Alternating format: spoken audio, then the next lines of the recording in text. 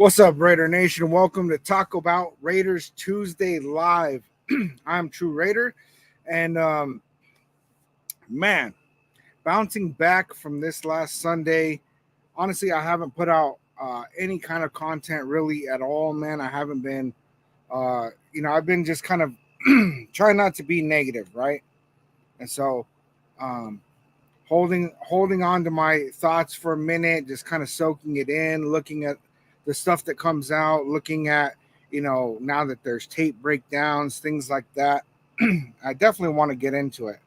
No name, O-line was terrible. So that is the first thing I want to talk about, man. Even though it's not in the title of today's video, um, our O-line was terrible, right? And yeah, that kind of was visible on the eye test.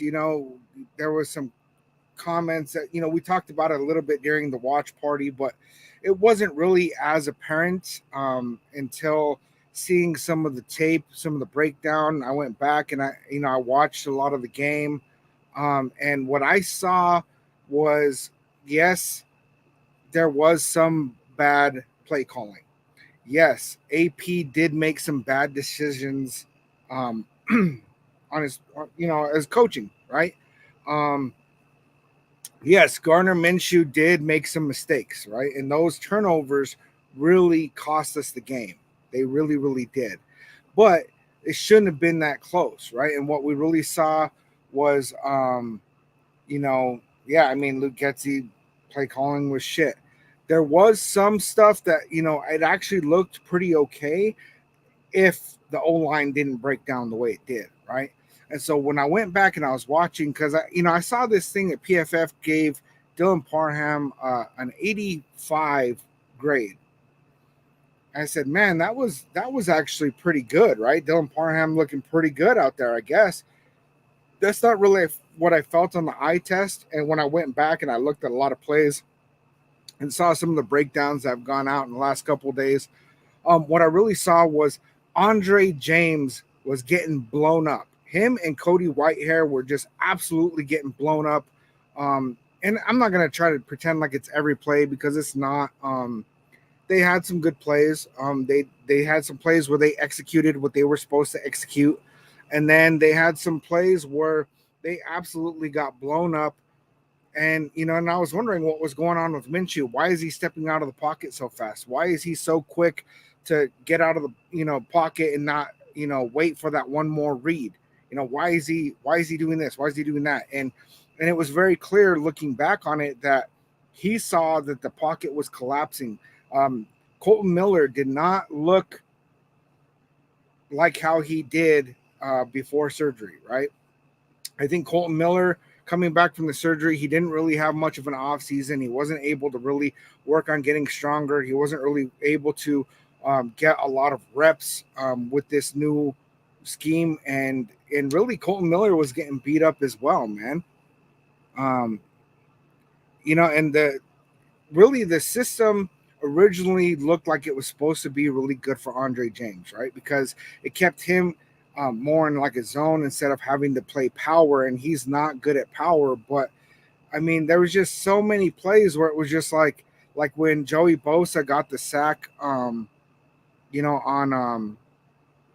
on Gardner Minshew, it was like it looked awful, man. There was a lot of plays where you saw Andre James like doing this number, and then by the time he was able to process what was happening, he's hitting a defender and they're already past him, and there was no stopping that defender, And so I think that I was really worried about Andre James last season. And I really thought we were going to move on from him, and then we re-signed him, and he got paid, right? And, a lot of people were saying, yes, he's this, top 10, 15 center in the league, and they're not easy to come by. But then we drafted Jackson Powers-Johnson, right? Jackson Powers-Johnson is definitely a better center than Andre James. And they're listing Jackson Powers-Johnson as left guard because James got paid, and we really are lacking in the left guard position. But really where I'm standing right now, and, and this is subject to change, right? But I really believe that our best offensive line moving forward is Colton Miller, Andres Pete, he didn't play good at left tackle, but he has played it good at left guard in the past. That's where he had his Pro Bowl seasons, right? And then Jackson Powers Johnson center, Dylan Parham right guard, and then Darren Mumford was kind of getting blown up, man. But I'm not so sure that DJ Glaze would do better than him.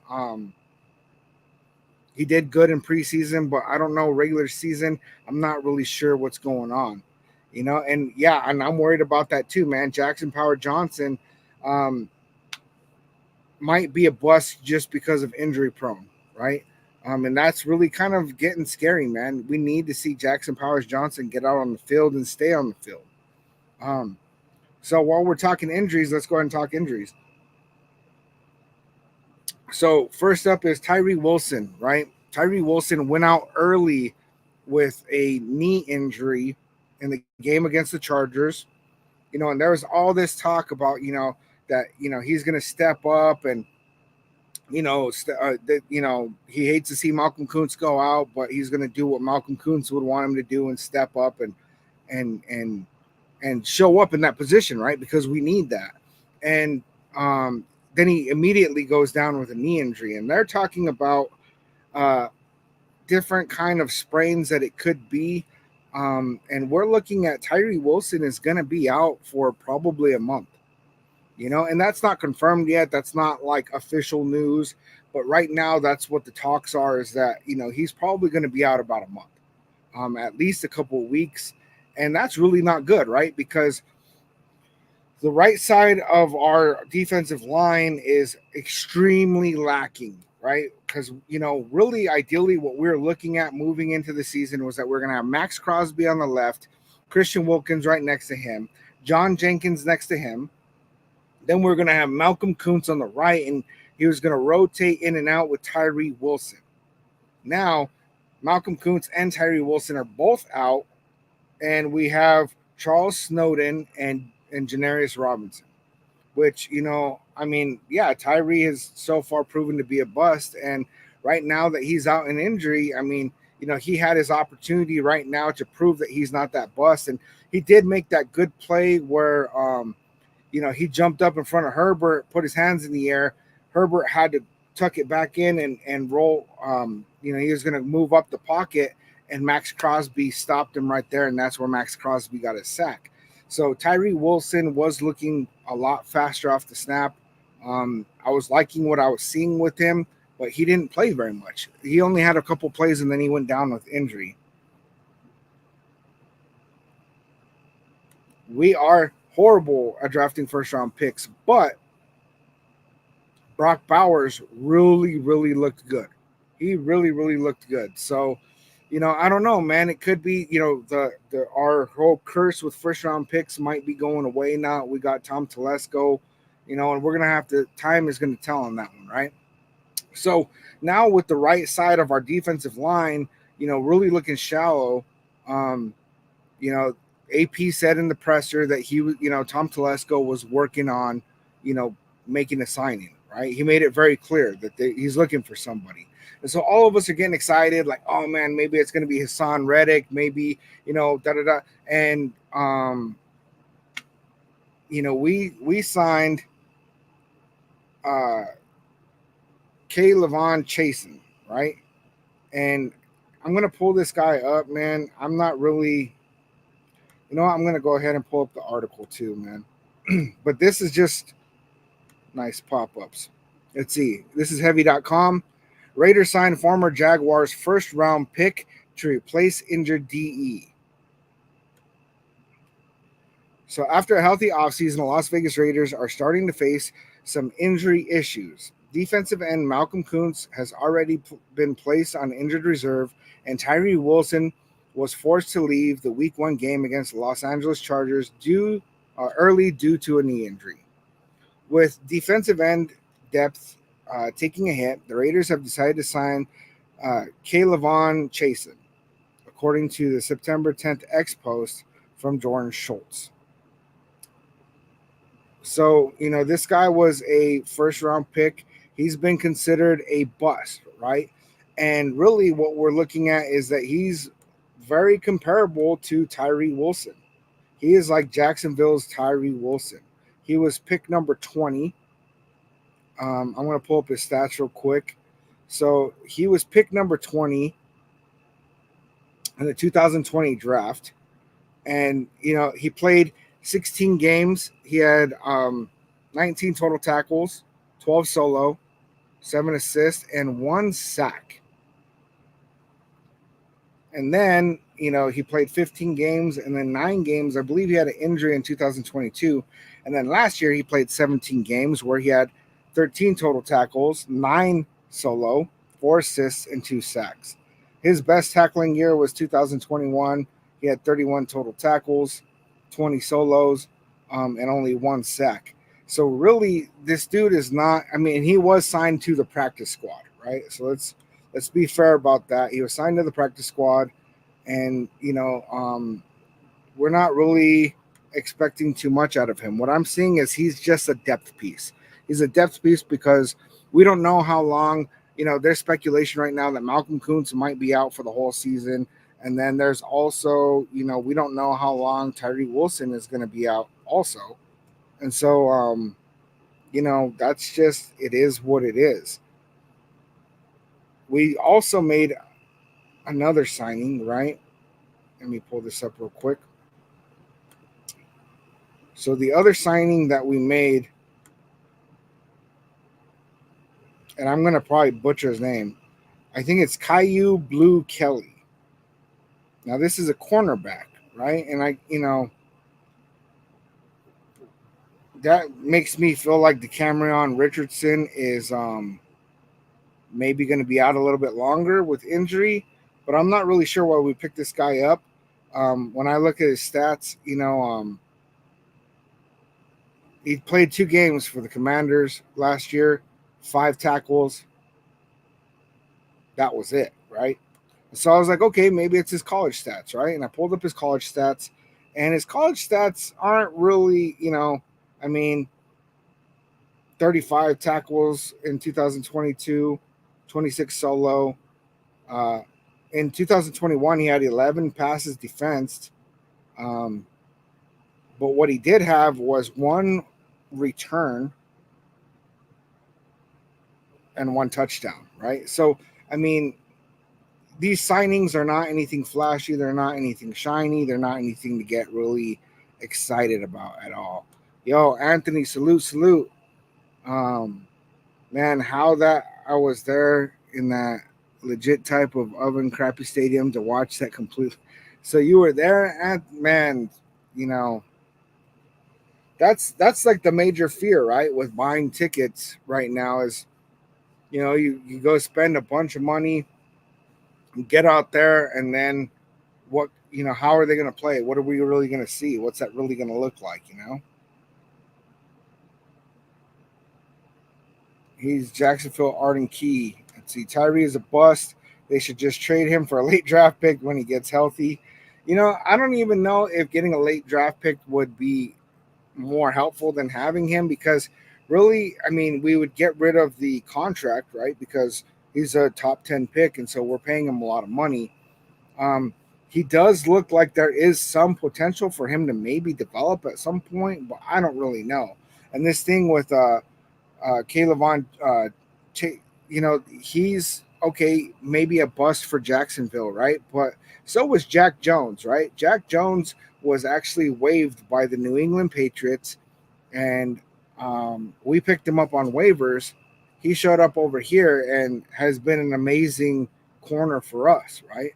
And so there is some speculation that maybe, this defensive end is going to come over here and have a chance to really do a Cleveland Farrell, right? And just kind of actually perform at least higher than what he has been. And I'm hopeful on that, right? But no name, definitely hit that share, subscribe, please hit that like, get us in the algorithm. Appreciate you. James Furpo, what's up? What's up, Raiders? Yeah, man. Some of this, man, is just, I was really kind of getting excited when Tom Telesco, when Antonio Pierce said Tom Telesco was trying to work something out to get a defensive end, right? And because we need another edge rusher. We do. Tyree Wilson's going to be out for a couple weeks. Malcolm Kuntz is going to be out for a minimum of 4 weeks. Snowden looked okay in preseason. J-Rob looks okay, but neither of them really are. They're not moving the needle, man. And I think that, I wasn't really for going out to try to get Hassan Reddick because you're going to have to give up draft capital, right? And then, he's going to want money. And it was like, nah, man, we got Malcolm Kuntz. Tyree Wilson is hopefully going to be stepping it up. And I didn't want to do that, right? But now with both of them out with injury, I'm like, yeah, let's go get Hassan Reddick. He does not want to play for the Jets. He's asked for a trade. He's holding out. He's already lost $5 million holding out over there, right? And I really think that, if he's wanting out that bad, the Jets are going to be in a position where they want to get something for him, right? They don't want to just lose out and not get anything. And so might as well move on from him. And I don't know what it's going to take to get him. I heard some speculation that it might be a 3rd or 4th round pick. And really somebody who's performing at that high of level. He is 29. I don't know, man. It's really difficult, I mean, 4th round pick. If we look at our last couple of 4th round picks, we got like Jacorian Bennett, we got Zeus, we got Tommy Eichenberg, right? So if we could say we could put a Hassan Reddick in place of one of those guys, would it be worth it? Maybe not for the long term, right? But for a short term, but really, how much are we in win now mode after this game against the Chargers? I don't really know. And you're right, no name. Luke Getsy needs to be in the hot seat, because so far I saw very vanilla play calling. I saw, like they went with this approach of that they needed to get the run going to get the 12 personnel going. We couldn't get the run going, so we couldn't execute that. And then we had a bunch of check downs and screen passes, and it was just, what is going on here?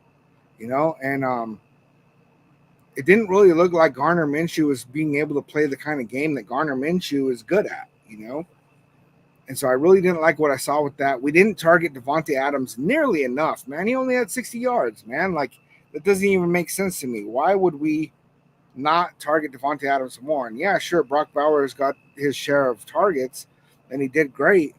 But we needed to be throwing the ball to Devontae Adams more. And, there was what are their names? Amber, Theo Harris, and those guys that do like the show afterwards, man. They were talking about that maybe the approach they need to take is throwing more, right? And spreading the ball out, starting off throwing early on. And then they can't stack the box, right? So they're going to have to spread out the defense, and that will open up the run game. And then once the run game is opened up, then both things are opened up and we can get our tight ends involved and it'll look a lot better. And I really liked that theory. And I really think that hopefully they're paying attention to that and they take some kind of approach like that, because just trying to run with Zeus early on, they just stuffed him, man. Zeus is a power back. He's not very shifty. He's not very quick.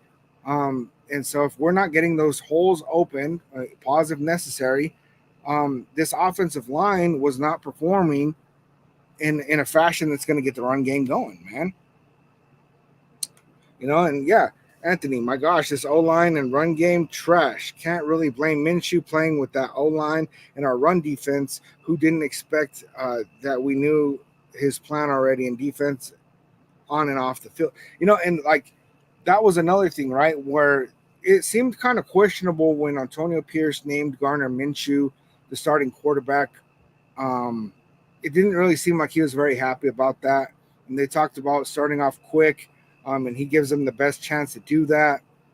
And it was a little confusing, right? And then there was speculation about, like, well, you got these injuries on the O-line. What's that going to look like? And I think that that's exactly it, right? Is that they didn't want to put Aiden O'Connell out there because, let's face it, his mobility sucks, right? And so with the O-line performing the crappy way that it did, they're not going to be able to get, he's going to get sacked, right? Especially against Khalil Mack and the Chargers, who just tore him up in the first game last year. And so, yeah, we went with Gardner Minshew, right? And, Gardner Minshew was not able to really scramble out of a whole lot of what was happening. I mean, he got sacked 4 times. He had an interception. He had a fumble. It just ended the turnover on downs. It did not look good. I mean, I think the reason why Antonio Pierce didn't go for it on that 4th and 1 when we punted and we were on the Chargers side of the field was that he didn't have confidence in our offense to be able to convert on that 4th down. And he had more confidence in our defense to be able to hold them, and get them to punt the ball back to us. And that way we had an opportunity. And he doubled down on it, man. But I really think that in hindsight, it's like, do the QB sneak, man. And, if you have to put Brock Bowers behind Gardner Minshew and pick him up and throw him through the line, like, get it done, right? If Gardner Minshew gets hurt, well, then put in Aiden O'Connell, right? But in that situation, if we got that first down, we're at least putting 3 on the board and we're still in the game. But since we punted away the ball and they got like a 60-yard run on us, we were out of the game. If we trade Tyree to the Jets for Hassan Reddick, no name, you got a good point. If I were the Jets, right, and the Raiders came to me and they said, look, you have a guy that doesn't want to play for you. We have a guy that, except that he's injured. If it weren't for his injury, then you could say we got this guy. We chose him in the first round. He's a developmental piece, and he's starting to get there, right? And if you could sell that to them, we could clear up the Tyree Wilson money, give that same money to Hassan Reddick, sprinkle a little bit on top of it if we need to. I kind of like that, man.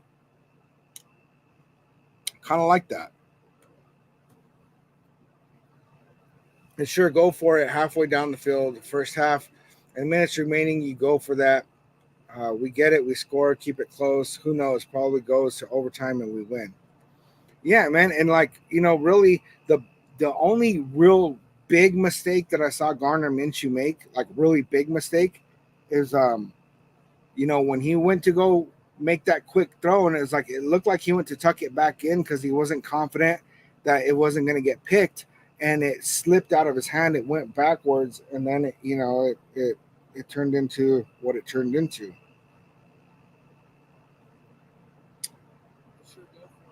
I don't know what's going on, man. They keep doing this thing because I'm streaming on Facebook at the same time,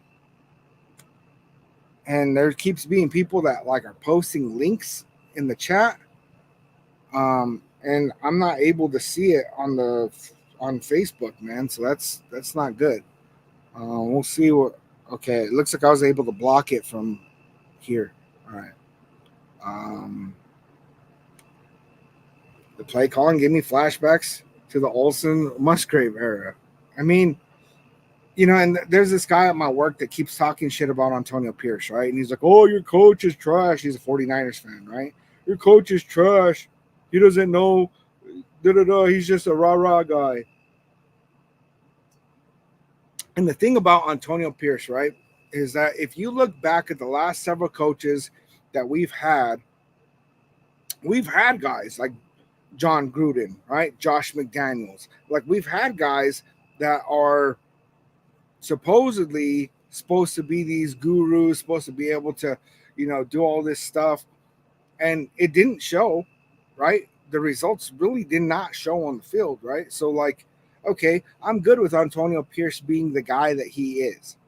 What I'm not good with is that he needs to be able to trust his coordinators to do their job, since he's not the one calling the plays, right? And so then when you have Luke Getsy out here calling this vanilla offense, it really, you got to be able to trust the guys that are calling the plays, man. And I don't trust Luke Getsy. I really don't. We've been in this toss-up. Is it Justin Fields? Is it Luke Getsy? Well, guess what? Justin Fields just won the starting job for Pittsburgh, right?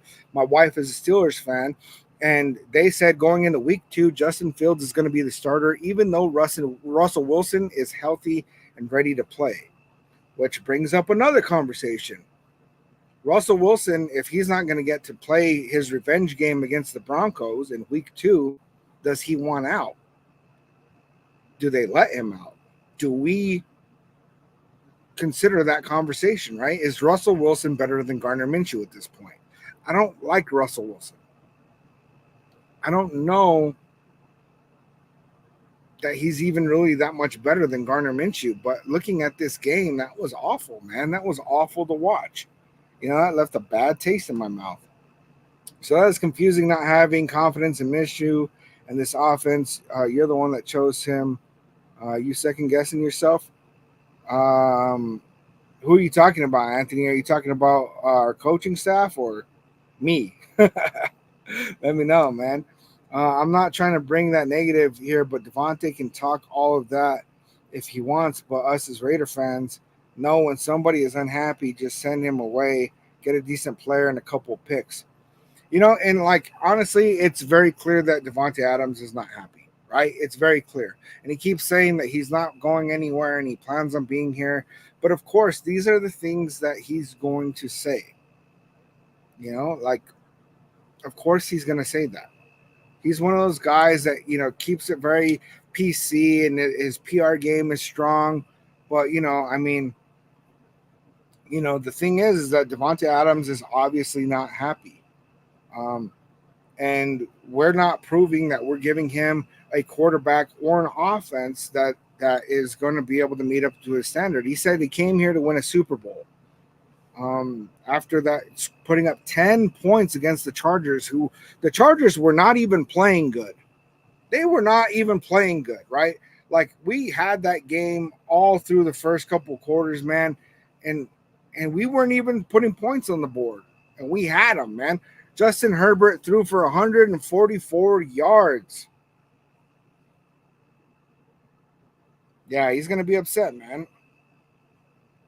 So yeah, we could get some return for Devontae Adams. At this point, man, I mean, I don't know. I'm not saying that we should trade him, and I'm not saying that he necessarily wants out. He's definitely not going to be happy if we continue to play this way. And at some point, if we're not going to be able to thrive with him, then we need to get something in return for him. Maybe we pick up a first round pick that we can package together to move up next year. But and I'm not trying to say I'm out in the season. I'm not trying to say that that's what it is. But if we continue to play like that, then that's what it's going to be. Honestly, I think if we clean up our O line, it's going to open up the playbook a little bit. It's going to open up our offense, and we're going to be able to be in position to actually get something done. But as of right now, man, I mean, I'm feeling salty about this last game, man. That was awful to watch. Okay, so you were talking about AP. So I don't think AP chose Minshew, right? I think that AP wanted Aiden O'Connell. He talked him up all offseason. And he was obviously upset when he announced Minshew as a starter. I think because they said it was between the three of them, right? AP, Tom Telesco, and Luke Getsy made the decision. I think Tom Telesco and Luke Getsy both said Minshew's the guy. And Aiden O'Connell, was AP's guy, and he got outvoted, right? And that's my personal feelings. I don't have any inside info. Nobody's actually said that. That's what I believe, right? Should have got some fresh blood for offensive coordinator. You're not wrong with that, right? Luke Getsy was the third pick, right? We tried for two other offensive coordinators, didn't get either of them. Almost got Cliff Kingsbury, which they're already talking trash about him, in Washington. So I don't know if that would be a great pick either, And I don't know that he has the power to make that call. He should, right? But I don't know that they're giving it to him because he's an inexperienced coach, right? One would hope that he has that call. But also I'm not out on Gardner Minshew because I don't really think that Aiden O'Connell would have done better in this game. I don't think that we would have really won if we had Aiden O'Connell. I really don't. Do I like Aiden O'Connell's throwing capabilities better? Yes. I think he's more accurate. I think he's taller, longer. He's more of a pocket passer, which is a lot of the kind of plays that they were going for, which was really confusing to me, man. There was a lot of this that has really confused me up and down. I do want to talk about Lamar Jackson, right? I put him on the thumbnail. Let's go ahead and talk about him. I don't really like talking about other teams or other people, but it's relevant because we're going into Baltimore to go play the Ravens, right? And there's been some speculation because Lamar Jackson's condition announced after unexpected practice absence. So the status of Baltimore Ravens quarterback Lamar Jackson was revealed on Tuesday morning, September 10th, following his unexpected absence from Monday's practice due to unconfirmed reasons. Jackson and the Ravens are coming off a heartbreaking Week 1 loss to the Kansas City Chiefs by a toe, right?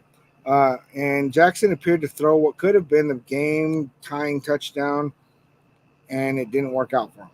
Blah, blah, blah.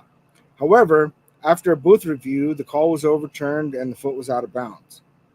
Worries grew after Jackson missed practice on Monday, and head coach John Harbaugh cryptically said that the absences were a mix of personal and injury-related reasons. And granted, they played on Thursday, and he missed practice Monday. But however, on Tuesday, NFL Network insider Mike Garofalo alleviated concerns, stating that Jackson is expected to play in Week 2. So with Jackson expected to play in Week 2, expect Lamar Jackson to be out there, Garofalo said. From what I understand, he's a little bit sore, but he did a little bit of running the other day. It was the most rushes he's had in a game in a couple of years. Jackson rushed 16 times for 122 yards. So, yeah, Jackson is sore. I don't think that he's going to miss the game. It might slow him down a little bit, but, I think that confirms it. I saw other videos today where they're like, oh, Lamar Jackson might be out, and he's not. He's not going to be out. He's expected to play. I'd be surprised if they announce that he's going to be out, because really, if they go into Week 2 after losing to the Chiefs, they don't play Lamar Jackson, and they take an L to us, they're starting 0-2. And what is it that no team ever has won the Super Bowl after starting 0-2 or something? So they don't want to start out like that, Man, me and my little brother were inches away from meeting Seawood, but he was already driving away. Man, that's what's up. That's what's up. Raider Deb, salute. What's up, Raider Nation homie? Salute. That's what's up, man. This vanilla play calling, run the ball, throw like no, switch it up. Yeah, throw a screen, run the ball, throw a screen, run the ball. It's not going to work out that way. It's really not going to work out that way. So I think that there's a lot of takeaways from this first game. Our O-line play has to be better. I don't know if they're going to switch up some of our roster on the O-line. I really hope that Jackson Powers Johnson comes in, because Cody Whitehair looked awful. I think with Jackson Powers Johnson next to, Andre James, that Andre James will, by default, play a little bit better. Colton Miller, I hope, is, shook the rust off a little bit, can come into this game and not get overpowered the way he did by Khalil Mack. Let's see. I think that our play calling, they get to take a look at our play calling and make some decisions there, right? Because the play calling that they had set up did not work out, right? It did not work out to just go in there and think, yeah, we're going to run Zamir White down their throat early, which is going to open up the passing game for us. Obviously, that didn't work, and I don't think that it's going to work against the Ravens either, right? And if they go in there and they try the exact same thing, I'm going to be pissed. I'm going to be straight up pissed.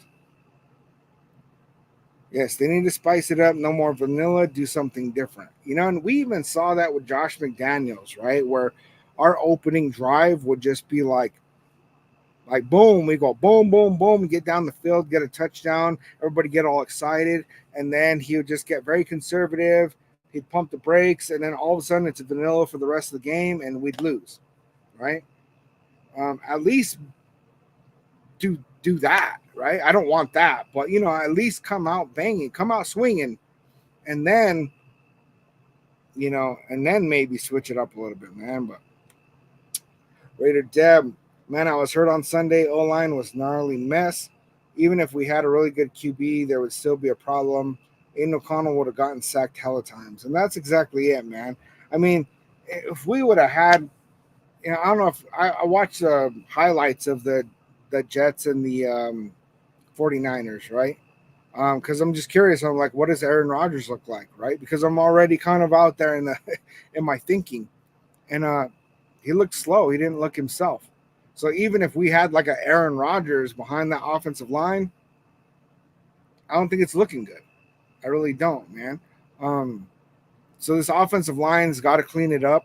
We got to win in the trenches. Definitely still not sold on Getsy. In fact, at this moment, I'm feeling like Getsy is a huge bust. People are already calling for his head.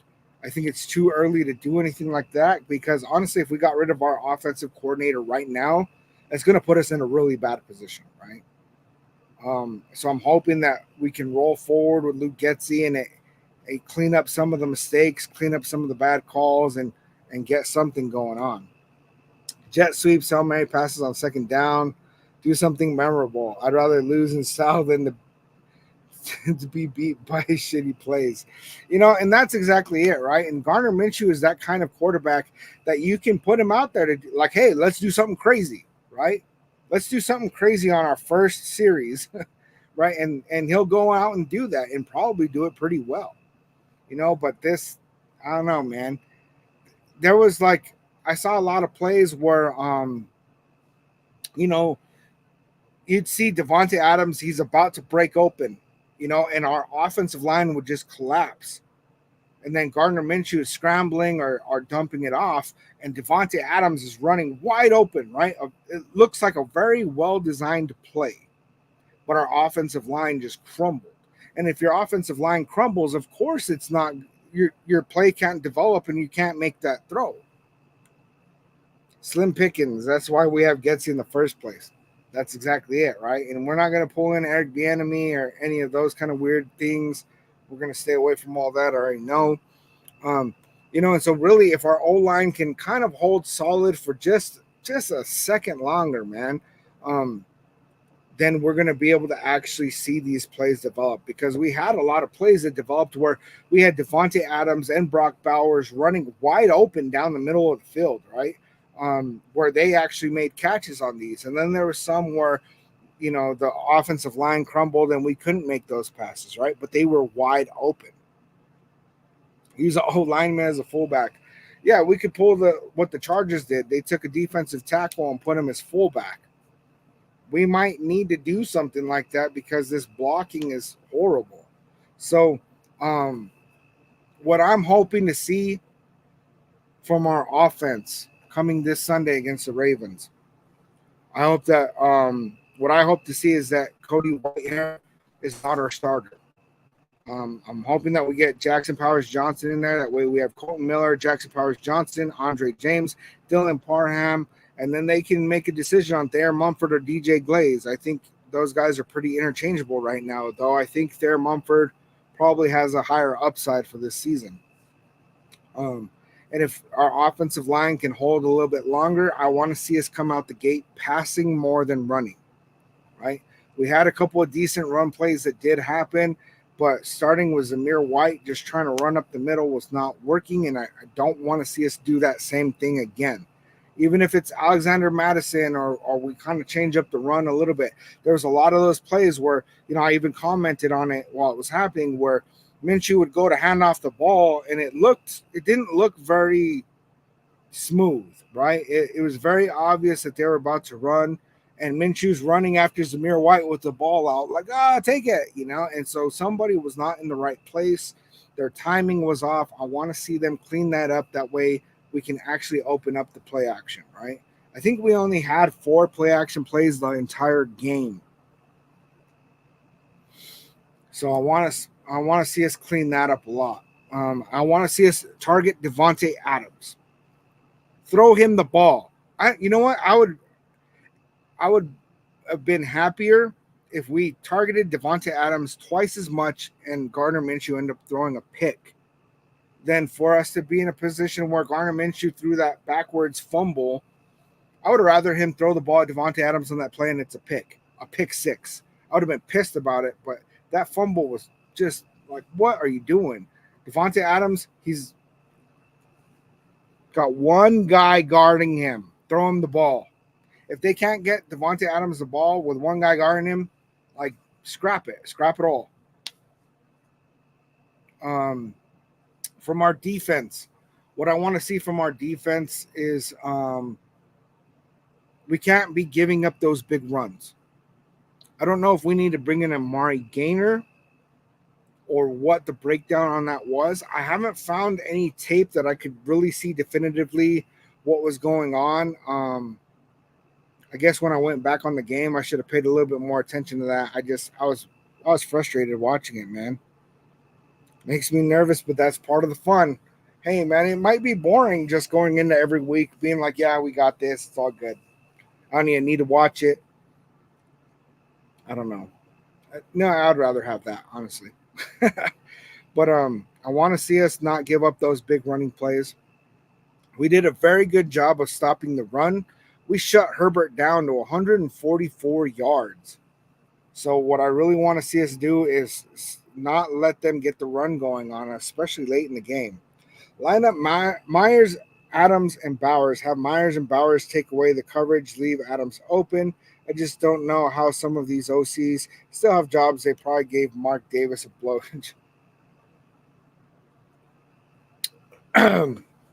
Dang, no name. I want to also see us target Trey Tucker on the deep ball. We had no deep passes. We have Trey Tucker. We have Devontae Adams. Jacoby Myers can do come on. We need to pass it deep, man. We need to open up the field because once you open it, we saw that last year, right? Jimmy Garoppolo, they stack the box and they'd stack the box on him and he couldn't throw outside the numbers. And so our running game was dead and we couldn't throw it to the tight ends and we were screwed, right? They brought in Aiden O'Connell and right away, first game, he launches a deep ball to Trey Tucker. All of a sudden the defense had to back up. And once the defense backed up, they couldn't stack the box anymore. Our run game got going. Like, this isn't rocket science. I am not a football expert at all. Not even close. I'm not even good at Madden, right? I have a friend from work that always wants to play with me. I'm like, dude, I'm not going to go in there and just get my ass creamed because I don't understand it. I'm not on that nerd level yet, right? I'm just not. It's not rocket science, man. You open up the field, right, with the pass if you're not getting the run. Yes, ideally we would run the ball and open up the pass. Well, that wasn't happening. Well, then you go reverse of that. Open it up with the pass. And if you open it up with the pass, then all of a sudden your run game is going to get going. Like, boom, you know? I meant when the ball is in the air instead of running the ball. Oh, it makes me nervous. Yeah, I mean, it does, you know? I mean, and I think that we kind of have the Derek Carr PTSD, man. You know, I liked Derek Carr. I didn't think that we should have got rid of him, especially not the way that we did, right? I think that really we needed to see more of him and Devontae Adams. I don't want to get too far into that, but I do know that when he would throw the ball, a lot of times I would kind of, okay, good. Whew, man, it didn't get picked, you know? It would make me really, really nervous, right? And so I still live in that. They kept trying to run and they didn't get shit. What do they do? Run the ball again. Yeah. Yes. After that injury, man, he never played the same until this game against the Panthers. You know, I kept seeing all kinds of stuff on social media, hyping it up. So I was like, all right, I'm going to go watch some highlights real quick. He was going, like, he was dropping his shoulder on people and stuff. I was like, where was this Derek Carr when he was fighting for his job with the Raiders? Anyway, I don't want to get on a big old car tangent, man, but Yeah, man.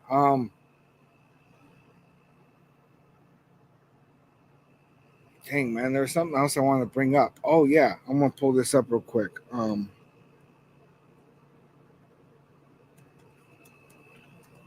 This is something I saw pop up on social media that really kind of like is interesting, right? And I know I talk about it a lot where, stats are just stats and it's really about the timing and execution and what that looks like more than anything, right?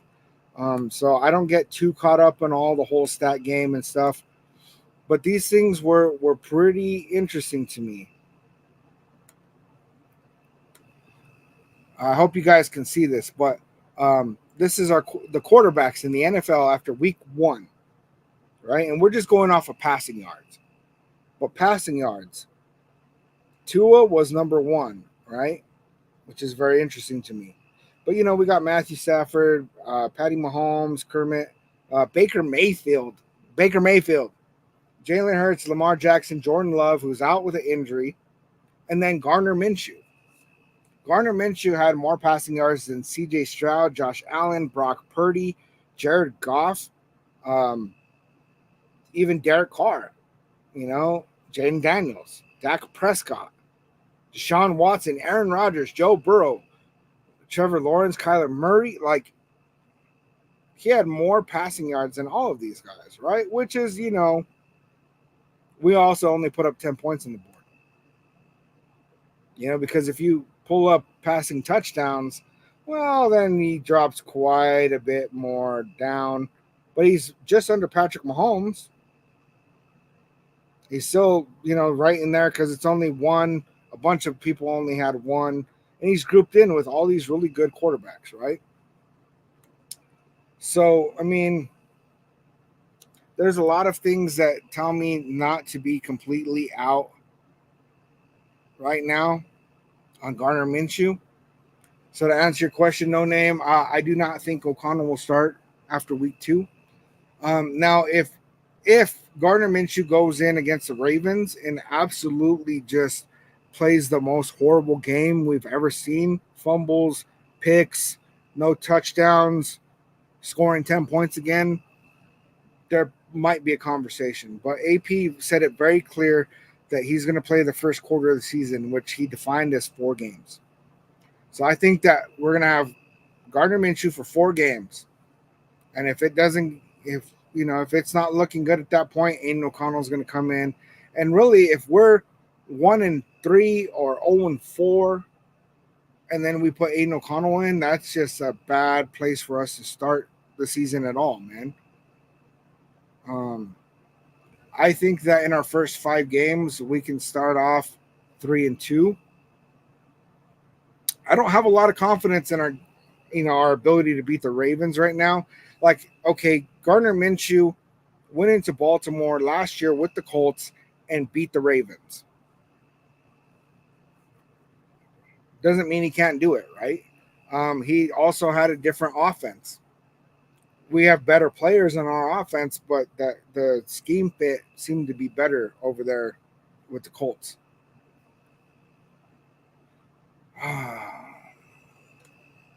Madden used to say this damn game gave me ulcers. I feel it.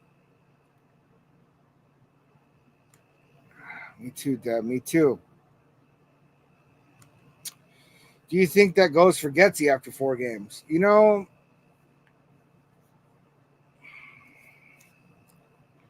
I don't know what it would look like if we decided to fire our offensive coordinator 4 weeks into the season. Because then who's going to call plays? What does that look like? Who do we pick up? And then we don't have a training camp. We don't have, like, how long is it going to take the offense to gel with the new system? I mean, I definitely not after 4 weeks. I could see, honestly, he's probably going to have the whole year, even if he's the worst. And then we'll get rid of him. But I'm really hoping that Luke Getsy can clean it up. Because if he can't, man, then our season is gonna go in the toilet, man. It is. Jeffrey Champion, hey, salute, man, welcome. Werner didn't have a terrible game, but there's things he needs to fix. I'm going into next week. Yeah, I mean, going into next week, there's a lot of tape for them to look at, right? There's a lot of adjustments that they know that they need to make, and I believe that they're going to make these proper adjustments. And I have confidence that we're going to see a different Raiders team. I'm thinking about last season when we went in there against the Vikings and put up a goose egg, right? We lost to the Vikings 0-3, and they were pissed, right? They went in there and put up 63 points against the Chargers the following week. I was just like, man, can we just like throw a couple of points from that game into the Vikings game and call it a W? You know what I'm saying? But I have a feeling that that's the kind of Raiders team that we're going to see walking into Baltimore. They're going to be pissed. They're not happy with themselves. I think that they know a lot of things that they need to clean up. And really, after the whole thing that went on with Josh McDaniels, if this team is not willing to vocalize their needs, then shame on them. Then they deserve to lose, right? After all that went down with Josh McDaniels, where everybody stayed quiet, right, until it all came out in that locker room. It took way too long for that. Vocalize it. Say, no, we're not running that. It didn't work. It's not working. Let these guys play,